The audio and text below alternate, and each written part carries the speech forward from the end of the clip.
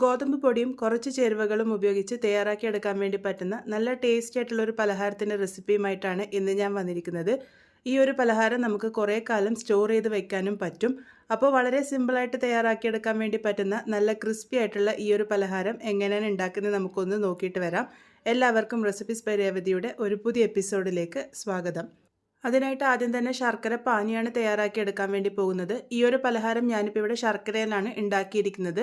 അതിനായിട്ട് 1 കപ്പ് അളവ് ശർക്കര പൊടിച്ചതാണ് ചേർത്ത് കൊടുത്തിരിക്കുന്നത്. ഇതിലേക്ക് 1/2 കപ്പ് അളവ് വെള്ളം ഒഴിച്ചിട്ട് ശർക്കര പാനിയാക്കിയെടുക്കാം. ഇതങ്ങനെ നൂൽപ്പരുവൊന്നും ആക്കേണ്ട ആവശ്യമില്ല. നമ്മൾ ചേർത്ത് കൊടുത്തിരിക്കുന്ന ശർക്കര നന്നായിട്ട് മെൽട്ടായിട്ട് വരണം. എന്നിട്ടൊന്ന് പതഞ്ഞ് വന്നാൽ മാത്രം മതി. ആ ഒരു സമയം വരെയാണ് ഇത് ചൂടാക്കി എടുക്കേണ്ടത്. അപ്പോൾ ഇതിപ്പോൾ നന്നായിട്ട് പതഞ്ഞ് വന്നിട്ടുണ്ട്. അതുപോലെ തന്നെ നമ്മൾ ചേർത്ത് കൊടുത്തിരിക്കുന്ന ശർക്കരയൊക്കെ നന്നായിട്ട് മെൽട്ടായിട്ട് വന്നിട്ടുണ്ട്. ഈ ഒരു പാകാവുന്നത് വരെ മാത്രം ശർക്കര പാനിയാക്കി എടുത്താൽ മതി. ഇനി ഇതിൻ്റെ ചൂടാറാൻ വേണ്ടിയിട്ട് മാറ്റി വയ്ക്കാം. ഇനി ഇതിലേക്ക് ആവശ്യമായിട്ടുള്ളത് ഗോതമ്പ് പൊടിയാണ്. ഞാനിവിടെ ഒരല്പം വലിയ പാത്രം എടുത്തിട്ടുണ്ട്. അതിലേക്ക് 2 കപ്പ് അളവ് ഗോതമ്പ് പൊടിയാണ് ചേർത്ത് കൊടുത്തിരിക്കുന്നത്. ഇതിൻ്റെ കൂടെ ചേർക്കാൻ വേണ്ടി പോകുന്നത് 1/2 കപ്പ് അളവ് റവയാണ്. റവ ചേർക്കുമ്പോൾ നമ്മളുടെ ഈ ഒരു പലഹാരം നല്ല ക്രിസ്പി ആയിട്ടിരിക്കും. അപ്പോൾ ഞാനിപ്പോൾ ഇവിടെ വറുക്കാത്ത റവയാണ് ചേർത്ത് കൊടുത്തിരിക്കുന്നത്. നിങ്ങൾക്ക് വറുത്തതോ വറുക്കാത്തതോ ആയിട്ടുള്ള റവ ഉപയോഗിക്കാം.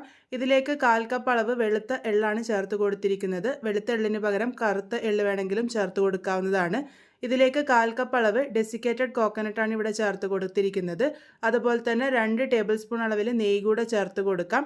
ഡെസിക്കേറ്റഡ് കോക്കനട്ടിന് പകരം നിങ്ങൾക്ക് വേണമെങ്കിൽ സാധാരണ തേങ്ങ ചിരകിയതും ചേർത്ത് കൊടുക്കാവുന്നതാണ്. ഇതിലേക്ക് 1/4 ടീസ്പൂണിൻ്റെയും പകുതി അളവ് ഉപ്പ് ചേർത്ത് കൊടുത്തിട്ടുണ്ട്.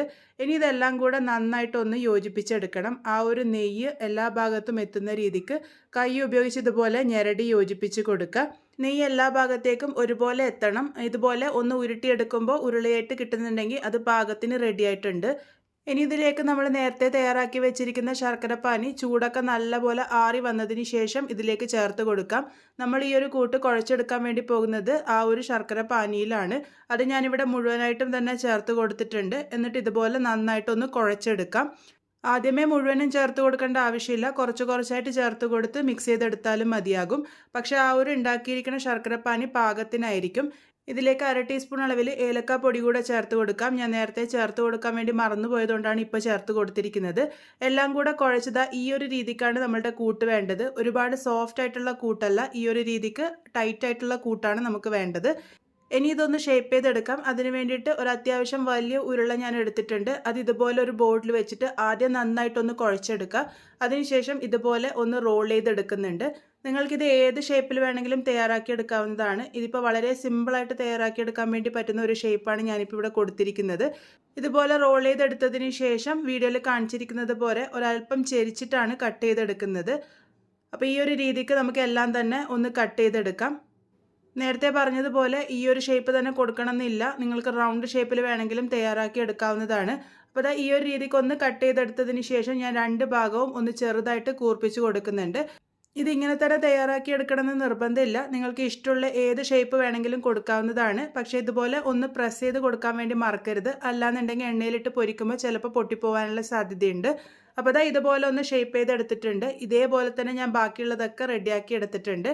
ഇനി ഇത് ഡീപ് ഫ്രൈ ചെയ്തെടുക്കാനാണ് പോകുന്നത്. അതിന് വേണ്ടിയിട്ട് കുറച്ച് ഓയിൽ നേരത്തെ തന്നെ ചൂടാക്കാൻ വേണ്ടി വെച്ചിരുന്നു. ഓയിൽ ഒരു മീഡിയം ചൂടായിരിക്കുമ്പോഴാണ് നമ്മൾ ഇതിലേക്ക് ഓരോന്നായിട്ട് ഇട്ട് കൊടുക്കേണ്ടത്. ഒരുപാട് ചൂടായ എണ്ണയിലേക്കല്ല, മീഡിയം ചൂടായിട്ടുള്ള എണ്ണയിൽ വേണം ഇട്ട് കൊടുക്കാൻ വേണ്ടിയിട്ട്. അതുപോലെ തന്നെ ഇത് ഓരോന്നായിട്ട് ഇട്ട് കൊടുത്തു കഴിഞ്ഞാൽ പിന്നെ ഫ്ലെയിം ഏറ്റവും ലോയിൽ വെച്ചിട്ട് വേണം നമ്മളിത് കുക്ക് ചെയ്തെടുക്കാൻ വേണ്ടിയിട്ട്. കാരണം നമ്മളിതൊരല്പം തിക്കായിട്ടാണ് കട്ട് ചെയ്തിരിക്കുന്നത്. എങ്കിൽ മാത്രമേ ഉള്ളു വരെ നല്ല ക്രിസ്പി ആയിട്ട് കിട്ടുള്ളൂ. അപ്പോൾ ഈ ഒരു രീതിക്ക് ഇട്ട് കൊടുക്കുക. കുറച്ച് നേരം അനക്കാതെ വയ്ക്കുക. ഒരു ഭാഗം നന്നായിട്ട് ഫ്രൈ ആയി വന്നതിന് ശേഷം മാത്രം നമുക്ക് മറിച്ചിട്ട് കൊടുക്കാം. മറിച്ചിട്ട് കൊടുത്തതിന് ശേഷവും ലോ ഫ്ലെയിമിൽ വെച്ചിട്ട് വേണം ഇത് കുക്ക് ചെയ്തെടുക്കാൻ വേണ്ടിയിട്ട്. ഇത് റെഡിയായി കിട്ടാൻ വേണ്ടിയിട്ട് ഒരുപാട് സമയമൊന്നും എടുക്കില്ല. വളരെ ഈസി ആയിട്ട് തന്നെ റെഡിയായി കിട്ടിക്കോളും. പക്ഷേ ലോ ഫ്ലെയിമിൽ വെച്ചിട്ട് തന്നെ കുക്ക് ചെയ്യാൻ വേണ്ടിയിട്ട് ശ്രദ്ധിക്കണം.